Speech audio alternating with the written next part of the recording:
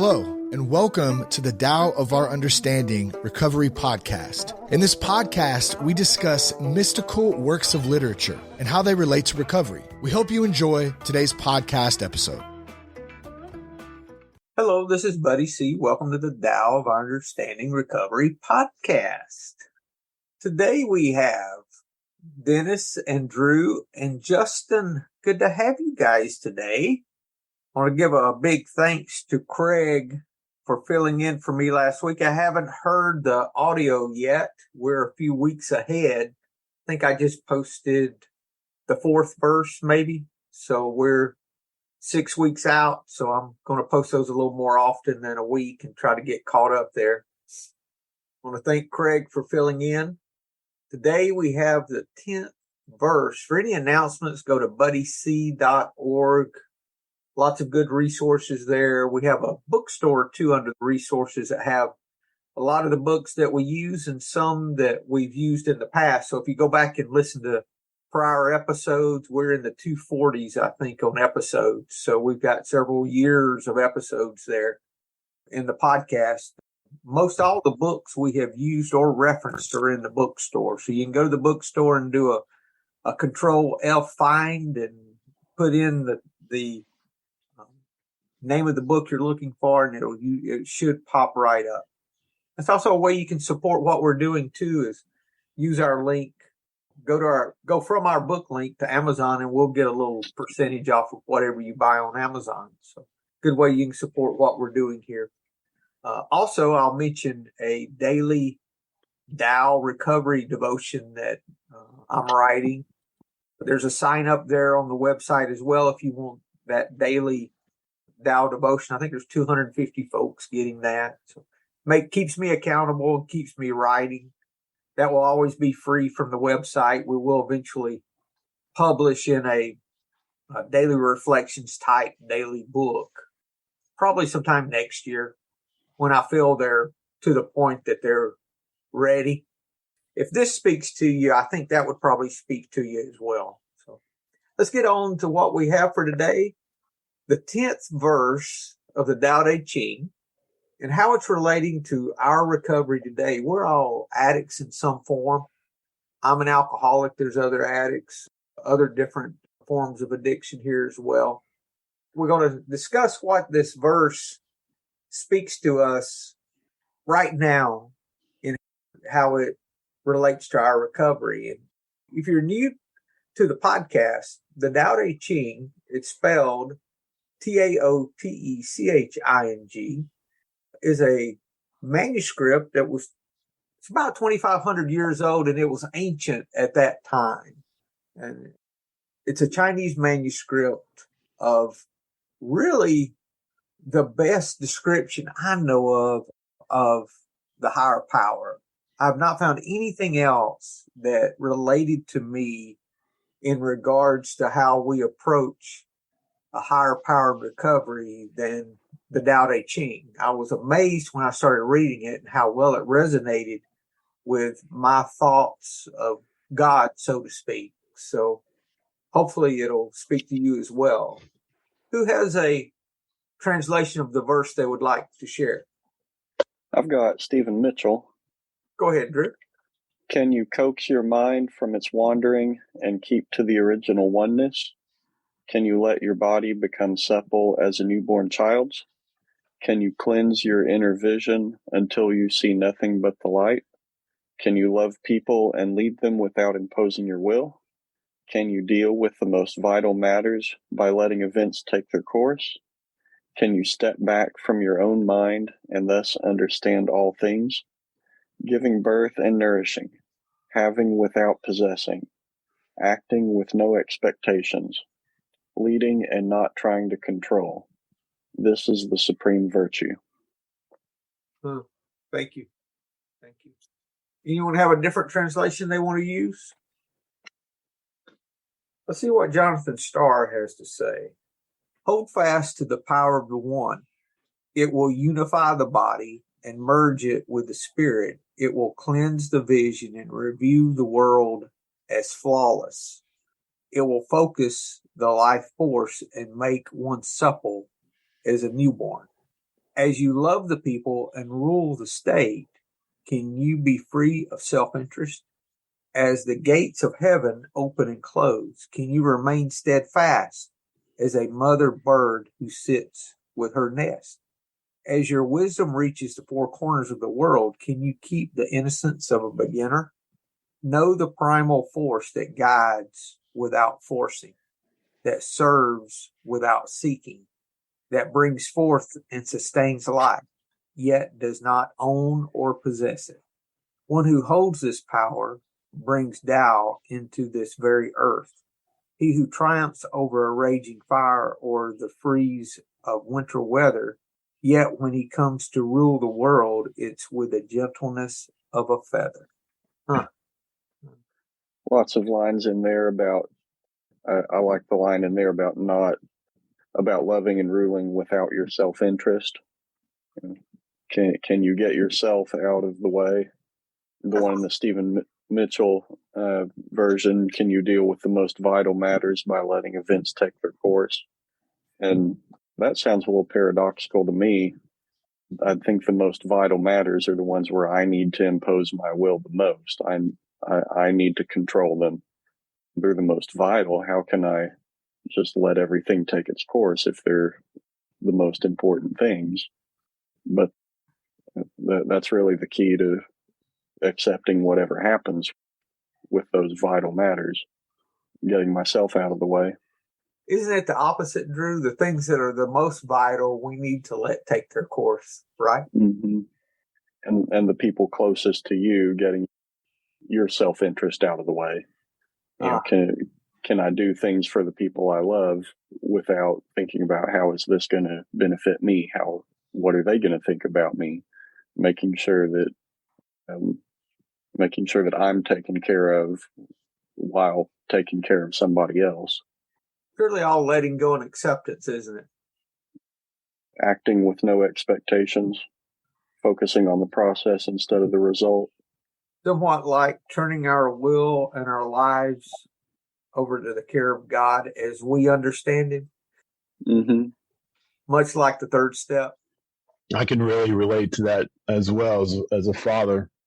Man, I'll catch myself after the fact of not leading without imposing my will all the time. The beautiful thing now, though, past few months is that I can catch myself a little bit faster and just turning that back over and the constant learning. The other line in the Stephen Mitchell verse that stood out to me at first was, can you let your body become supple as a newborn child? I think there's something in the Jonathan Starr version as well. It's just, it will focus the life force to make one supple as a newborn. To me, I guess what comes up first is something I've heard recently is dying to self on that. I don't know if it's necessarily just restarting, but more of that giving up one's will as much as possible and just to surrender. Justin, you think that's the second step, the restoration to sanity? Oh, sure. I think that's what the restoration is. Yeah. Got to remember that along with the third step. Yeah. I wondered a long time what it meant to be restored to sanity. When was I ever sane? I didn't understand that, so I set it on the shelf. So maybe one day I'll understand it. I'm not going to try to understand it right now. And then one day I just, like I knew what it meant. But just, oh, I know what that means. Yeah, and then next is, can you cleanse your inner vision until you see nothing but the light? That's exciting to me. I want that. Thoughts. I've learned recently that it's okay. Thoughts are something I can't necessarily control. I can't control what's going to pop into my mind.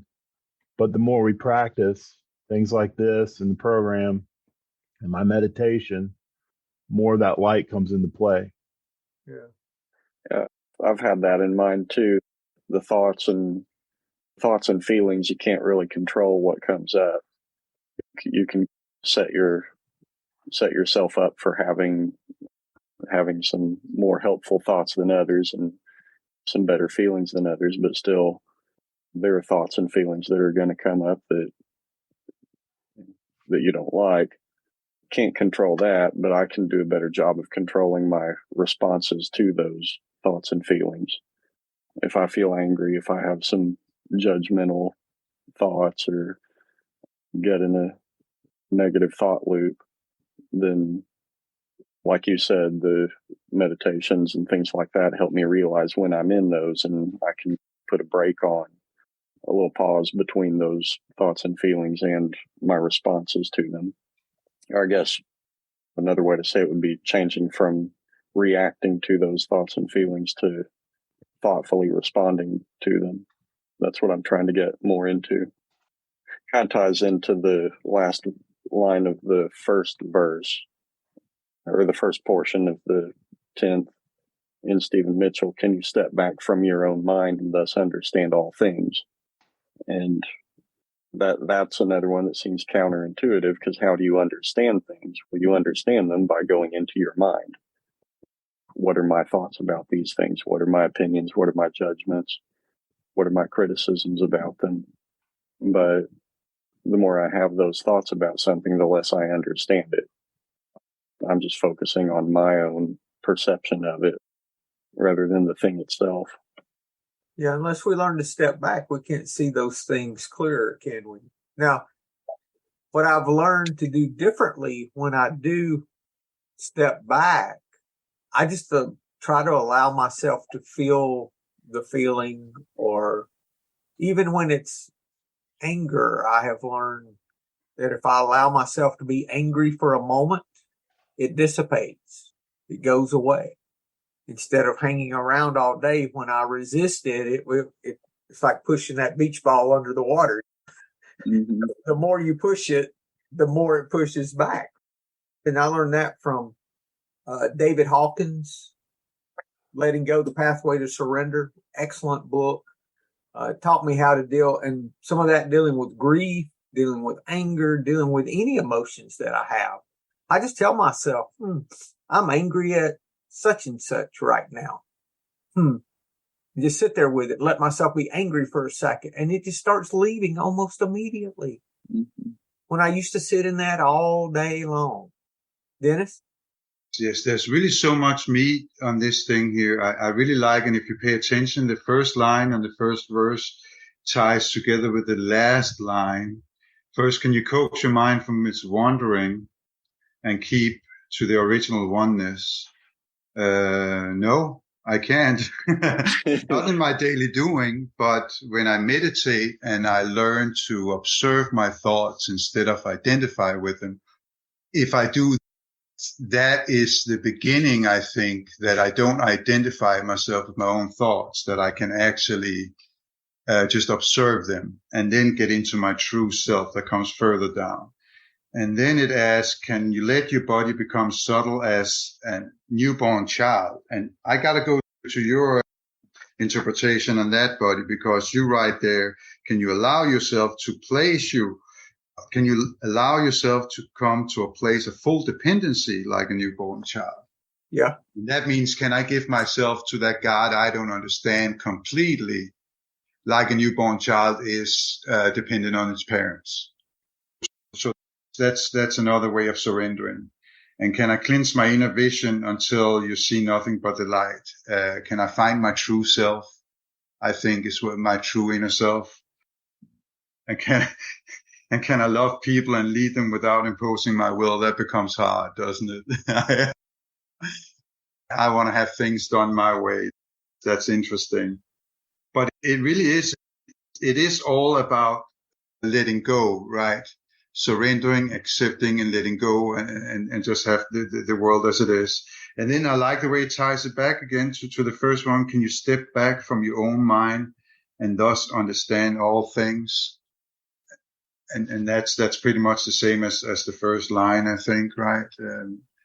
It reminds me of the chakra meditation where you have the 6 chakras is knowledge in between the eyes, and the 7th one is where you're letting go of your own understanding, your intellect, because that is that God understanding that I don't understand because it's beyond my intellect, right? It just is, and it's all love, and we're all connected. That's what I get out of that. What a wonderful reading. It's really good. That was all, guys. Mm-hmm. That last stanza just says it all for me and Stephen Mitchell. Giving birth and nourishing, having without possessing. Anything I have, I want to possess. It is mine. And I don't want to share. Heck yeah. Don't you remember that I was speaking with Ralph White, and he said, I have this money, but I can't manage them. And whose money is it?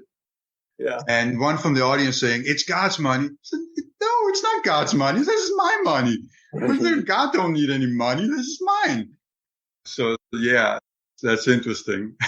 And in reality, when you think about it, Dennis, can we really own anything when we die? What are we taking with us? Nothing. Yeah, we're just temporary caretakers.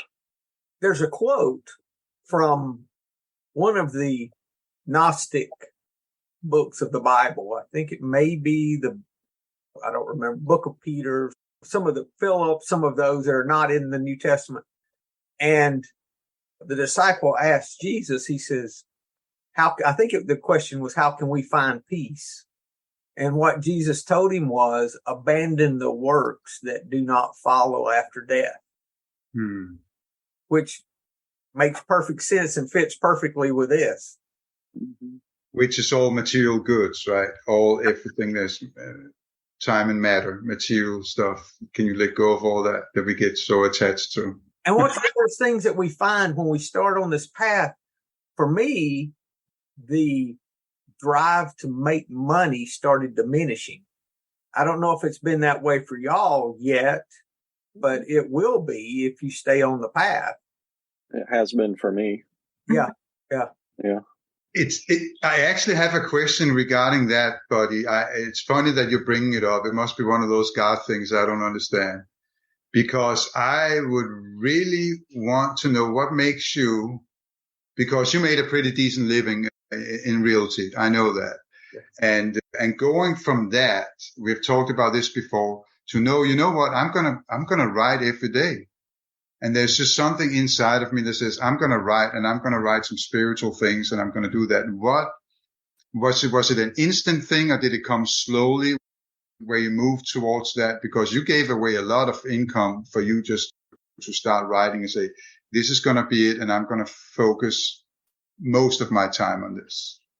It was gradual, but I had to get disturbed. I bought a lot of foreclosures, and I would go into a foreclosure we were looking at. At the time, we would look at a couple of hundred foreclosures a month, literally. And I'd walk into a house and there'd be a third grader's work on the floor. And I said, man, I'm getting tired of making my living off of other people's misfortune. And it started with that. Just little digs, if that makes sense.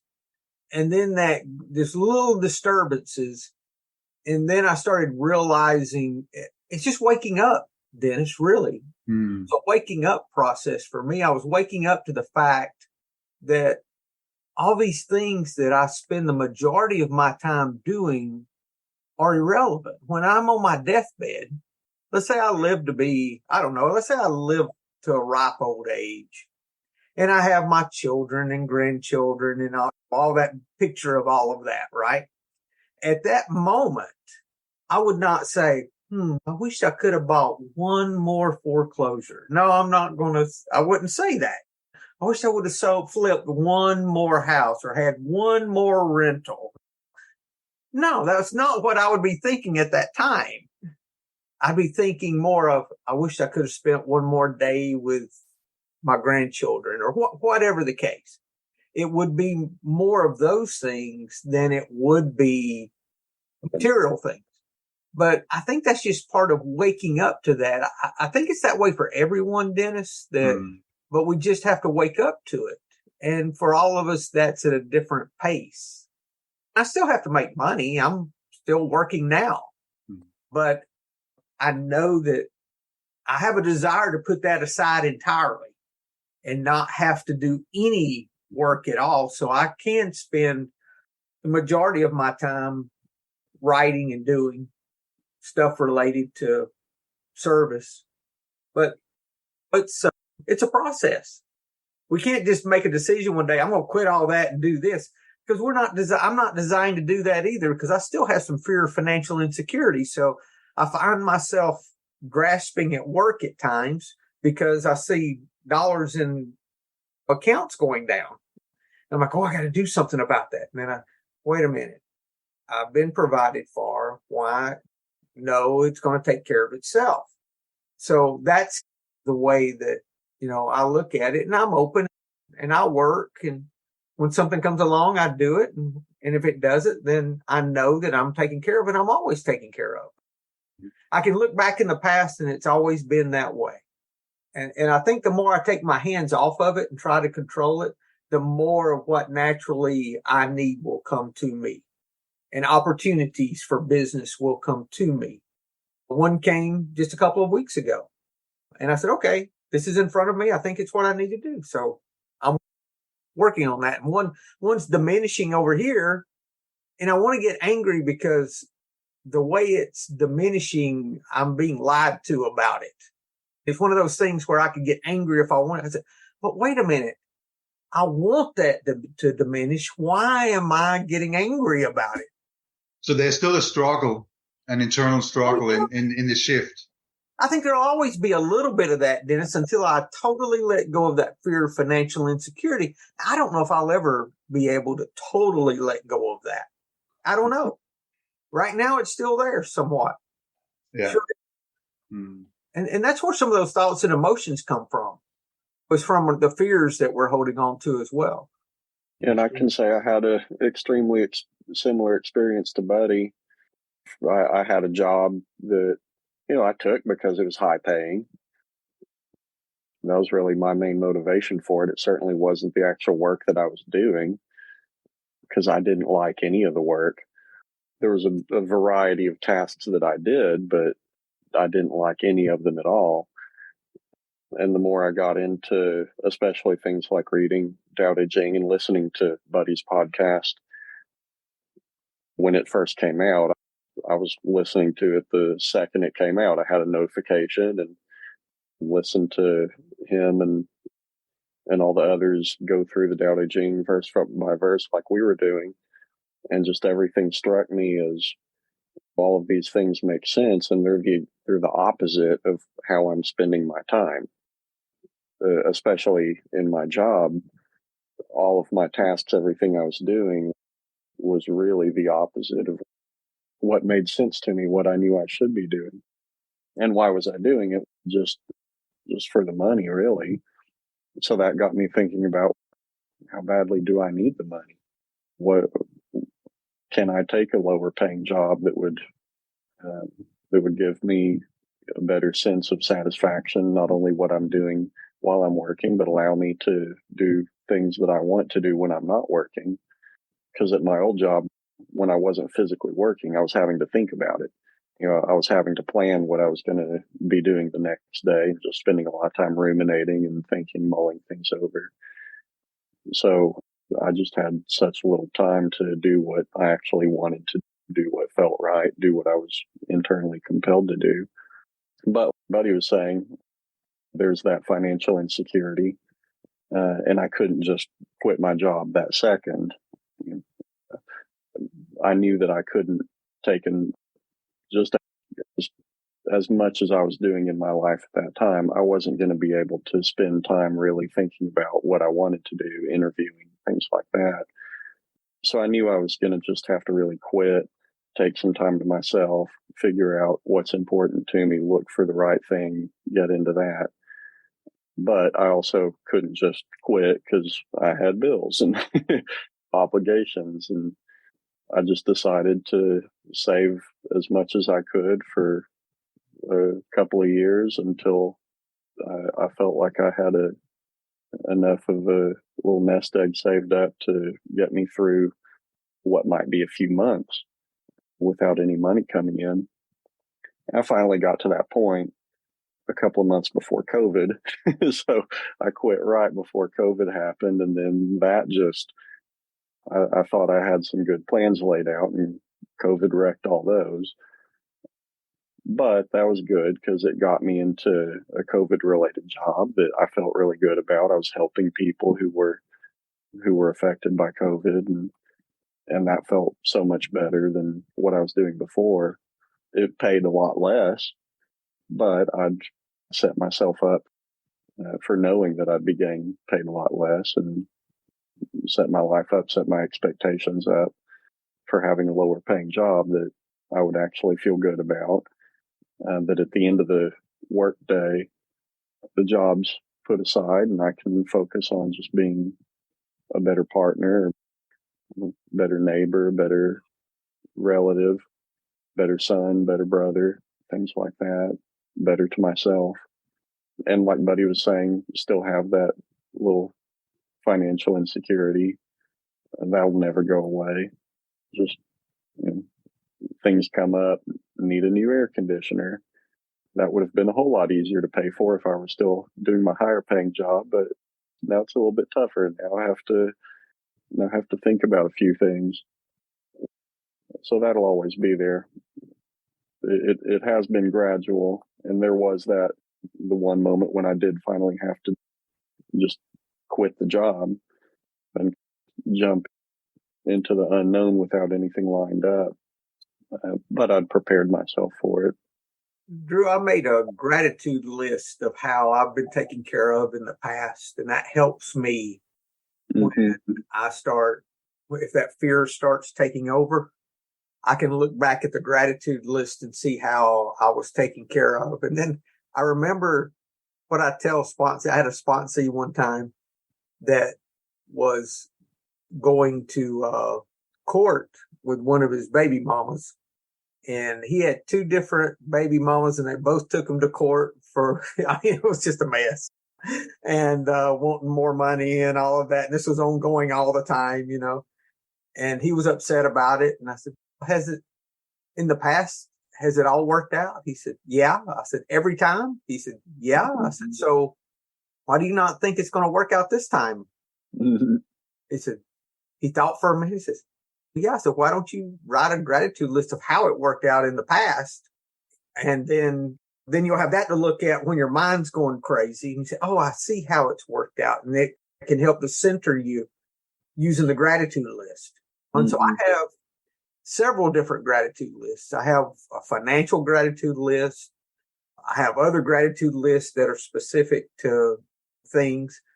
And I'm like, oh, I see how this has worked out in the past. Like circumstances that you can't get your head around how all those things would line up to make this happen so that the money I needed was there at the time I needed it, that kind of a thing. It was crazy. I'd get money in that I was not expecting, and it would cover what I needed for the week. And if it hadn't have come in, I'd have been in all kinds of, there have been issues and in the past. And I'm not hand to mouth that way now, but I can look at it, and I think I want to be able to trust so that I don't have to have it be hand to mouth. Because I think that when I don't trust, those things deplenish to the point that I really let go. Does that make sense? Mm-hmm. I want to be able to let go with money in the bank, not wait till there's no money in the bank to let go. Just in case. Dennis, because I think the provision, if it's what Stephen Mitchell said here, having without possessing, if I have to run out, if I have to let things get dire before I really let go and surrender, or can I surrender before they're dire? It's too late if you do it when it is. No, I agree. I don't know then you're kind of forced into the situation, right? But isn't that the way we came in with our addictions, though? Yes, totally. It was to the point, that dire point, that we had to let go. Why we can let go sooner than that and not let it get to that dire point. I think that's the whole idea of acting without expecting, having without possessing, leading without controlling. I can let go with $100,000 in the bank, or I can let go with $0 in the bank. Which am I going to do? I got to let go either way. It's true. And the sooner I let go and live in that living in letting go, then it can just take care of itself. It's there, it's not, and it'll find its way. That's the way I want to live now. I don't want to have to wait till things are dire to say, okay, I'll stop. I'll get out of the way. No. Mm-hmm. I get it. I'm having the same struggle. I do, because I could go out there and get a job easily right now. However, I'm also, I was forced into to actually look at, and I've never done this before, actually praying for Bernie, my wife, what makes her happy, because we went through this through my last relapse and that. And it's funny because I didn't even use my account for those months. And now I try to get into my account and I couldn't even remember the password because I haven't used it in a couple of months because it's all just been Bernie's again. And then I have that, and it is always that financial insecurity that hits me that, oh, I have to do this because otherwise it's going to interfere with my wife's happiness and these things. And when I'm looking at the fear that is involved with that, in the end of the day, I think it's about me still I'm afraid that I'm going to lose the comfort, right? I'm going to lose the comfort of sitting in a house with AC in the summer. I'm going to lose all these things if I don't. That's where the financial things has to come in, right? There's some certain needs that need to be taken care of. And us, there's in a relationship. That's what I'm saying, buddy. You can let go of everything. You don't only have you and your dog right now, right? But when you are in a relationship, you have to consider your partner as well. What are their needs, right? So it does have a little bit in that. But Dennis, if your motivation could move from what must I do to keep my wife off of my ass to I love my wife and what could I do to help her? That's a whole different motivation. But that's what happened, buddy. You might not believe me now, but I had a conversation with Pat, and that was where he said, have you ever tried to just pray for what makes her happy? Yes. And I did that for 2 weeks, buddy. 2 weeks, barely nothing but meditation and praying for that. And now I'm doing this. And last week, that was why I wasn't on the podcast. I was moving. All I did was moving stuff back and forwards from the garage and that, because I know that there was some happiness for her in that. And I had this, wow, this actually works. However, then when I do it for a week or two, I go a little bit back into, okay, hey, wait a minute. Now she's just buying new stuff and we don't really need new stuff. We need to sell more of this. So that's that struggle where I have to let go of myself. And it's actually very well described in Mitchell's work. Can I lead them without imposing my will? So that's it. That you or can I be led without imposing my will? Yeah. Step 3. Yeah. And that's it's so interesting. And my new sponsor, he makes me, and this is some A lingo for you. Page 60 to 63 is the third step where we learn to go from being in charge of everything to give yourself up to that power that I don't understand. And it's so interesting. So he made me read it 10 times in present I form, just so it resonates. And now he also wants me to read it off from my spouse, Bernie. But it's really a humbling experience because it describes me to the T. I always want to go in. And I guess that's where we go into those financial insecurities again, right? Because we still want to. If we think we're possessing, it's coming from fear, I think.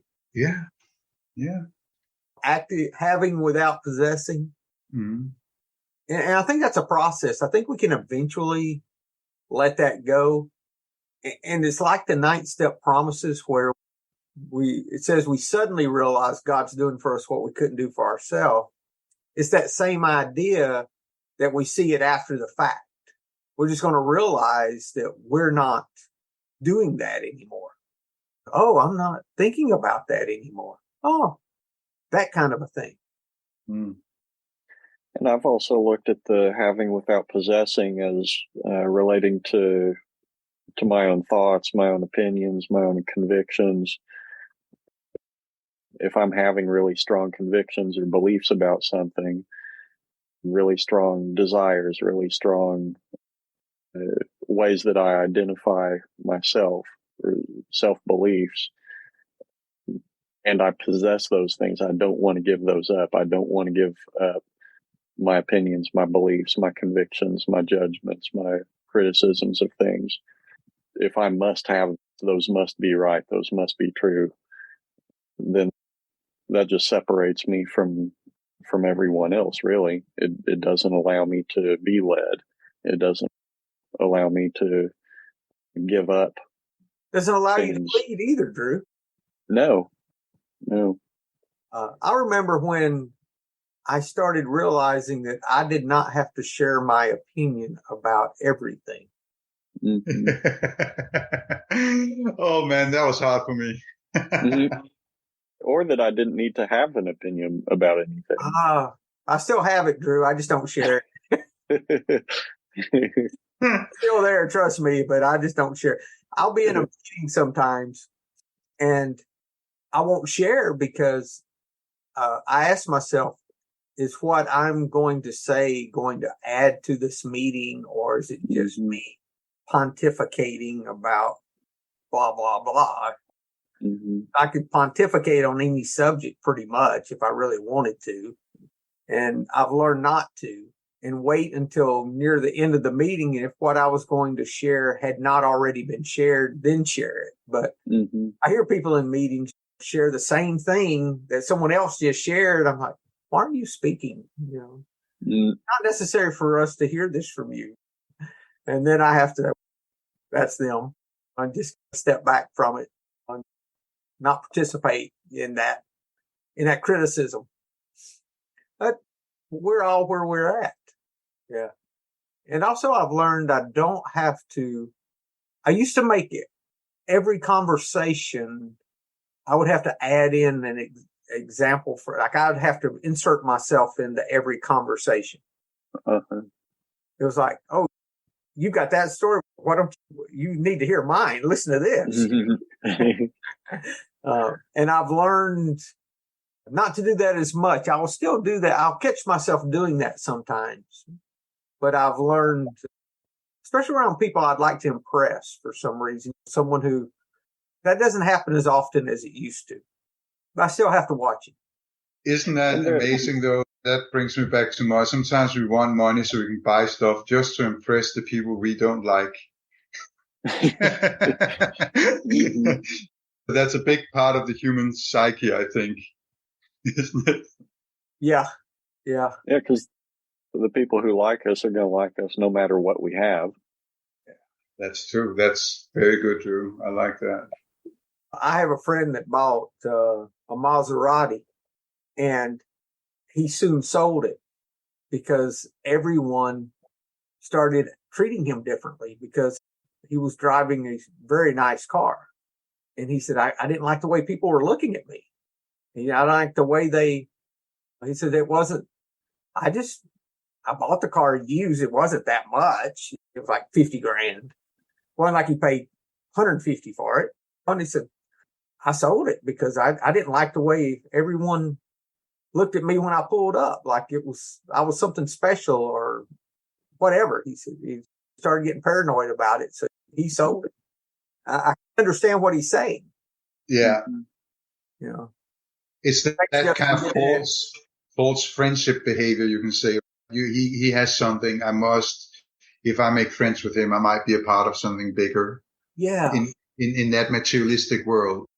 Yeah. I think. That's why I like going to this meeting I go to on Sundays over at the Coosa Club in Rainbow City, because they don't know I wrote anything. They don't know about the podcast. I'm just one of everyone. And I don't say anything about anything. So I can just be a part of. And I really enjoy that because there's no pedestal stuff. They don't expect anything from me. So I enjoy it. I enjoy going to the meeting over there and just being another bozo on the bus, as they say. Acting without expectations. That's a tough one. Wynn has tried to pound that into me every time we talk, right? So that means I just do the next action. I remember this clearly. This is a good story. Of course, dealing with Wayne's firewood has always been on my list to do up there, right? And I remember cleaving his firewood, and I told him, man, I had such a good day yesterday. I'm trying to figure out what I did that made my day feel so good. And he says, stop. We don't do that. We don't do our actions with an expectation to that if I do this, things is going to be better. And that is what that says to me. I'm just acting to do the next right thing, not for me to have benefits of the outcome, right? Thich Nhat Hanh has this beautiful saying is we do our dishes to do our dishes. We don't do our dishes for us to go in and drink tea afterwards. Now, this fancy guy is a tea drinker. I drink coffee. But sometimes we do our chores just to get to a means of end, right? Just to get rid of it so we can go back to do what we really want to do. And I still get caught up in that. I'm selfish. But, yeah. Okay. I might have just had a light bulb flip on. Acting without expectations, could you say instead just being where your feet are and staying in the moment rather than doing something and not being present and being in what this is going to produce instead? Does that? Yes, totally. Mm-hmm. Because I know this, even with my therapist, and that I suffer from, what do you call that? Anxiety. And I wouldn't see it for so many years. I was in denial about that, like I was in denial about my drinking and all the other stuff, right? But really that is what I'm doing when I'm acting towards a goal, and that goal becomes more important than this present moment. Then I'm straying away from this moment and I'm going in towards the future. And there's always anxiety in the future of how is things going to turn out, because I really don't know. Because when we do something, there's going to be an outcome of what we do. That's another one I've put on the shelf. Like, I don't quite understand what acting without expectations really means. And maybe, thank you, Dennis, maybe I understand a little more of that now. I knew it was not that we did not expect a result, because there's always a result from an action. But it's being present in the action that we're doing. Yes. Standing on what's moving. Remember that saying? Is that how is that saying is, buddy, that you use so much? That's what's already. Yes. That's exactly what it is. I think the goal might be the one that causes the action, and that you have an idea about it, but then you got to let go of whatever that is and come back to just enjoying enjoying life, which can only happen in this moment. And so, that's the one that gets you there, right? So whatever's coming up from that, we can be present with it too. So that's really about being present. Is what acting without expectations is what you're saying. Yeah. Which is what all this is leading us to. All this is leading us to being present in this moment. The whole everything. Yeah. That's all we really got. That's all we have. That was the devotion I was working on last night that I put out this morning. That I heard someone in a meeting, Sarah, say that God is now. And I'm like, yeah, that makes sense. What did God tell Abraham? He said, Moses asked him, said, who are you? He didn't know who God was. He said, who's sending me back to Egypt? I am. He said, tell him I am sent you, which is now, present moment. Yeah. And then when we love and we do any loving kindness or compassionate act, what does it do? It brings us to the moment. We can only do that right now. That is. And that's where the awareness and the consciousness and all that comes in. And that's why I get the anxiety, is when my mind is straining towards the future, right? That's, I don't know. My mind is way too small to be out there by itself. I gotta bring it back in. So I see my mind as being this fly fisher. So I put it on the hook, and I'm constantly going back to the past and into the future and back to the past. But really, when I'm right here, that's when I'm serene. And that's where these tools that I read in step tip, can I do these things? Can I observe my mind instead of being attached to it? Can I do these things and just be okay with what is? And then I can learn to be okay in the storm when whatever is hitting me and I don't get upset about it. That's the lifelong practice for me. That's interesting. I think we talked Justin out of it. Is that he disappeared? He had to go to the Little League tryouts with his son. So he had to head out. Saturdays is a tough day. We're all in and out. I missed last week. And by the way, anyone that would like to join us, we meet Saturdays at 9 a.m. Eastern.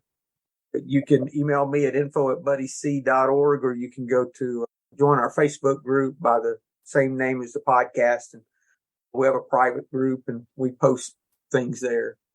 Any other comments, guys? This has been a good conversation. Thank you. Just on the acting with no expectations, one way that I consciously try to put that into my life is just to get exercise and see people, socialize. I like going to rec centers in my neighborhood, just playing pickup games. Usually it's pickleball and volleyball. Those are the two things that I've found I really enjoy. And when I can get in the mode of just playing them for the enjoyment of it rather than trying to win, the expectation of winning, I must win, I need to win, or the expectation of impressing people. I want them to think that I'm one of the best players here, anything like that.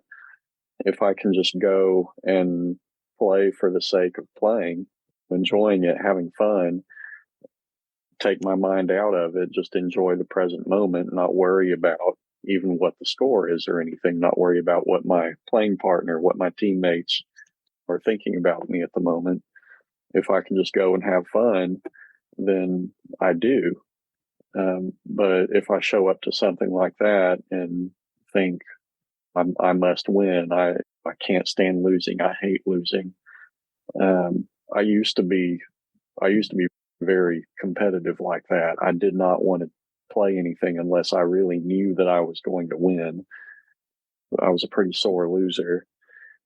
And of course, when I play with people like that now, and I still get in that mode sometimes, especially when I'm playing against somebody who's really competitive, that makes me really want to beat them.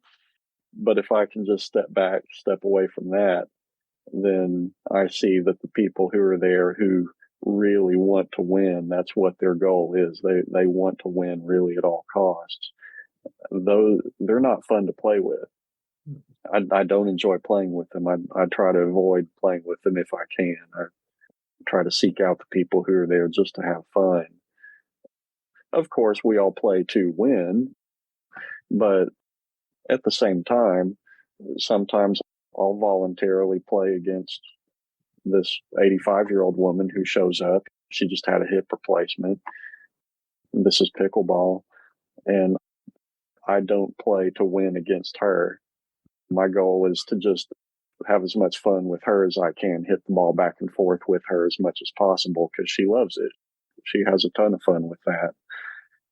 And if she ends up paired up against somebody who wants to win, they can beat her really easily, but it's not fun for anybody. I don't even know how it would be fun for that person. So just showing up to those things, going to a game night with friends, and just remembering the purpose of it is to have fun, enjoy the process. Winning is really incidental. I'd much rather be a happy loser than an unhappy winner. And I see that all the time. People and I've done that. I've been an unhappy winner because I cheated or did something dirty or bent the rules, or just by some means I did win, but I didn't feel good about it at all. I'd rather feel good about myself by losing than do something that makes me feel bad, but I won. That would have been hilarious, though, if you really just smashed an old lady out of the course And then you really just beat and you give it the business. He doesn't get a table in there. And then after that, you just look and say, how do you like them apples? And this old lady's just sitting there.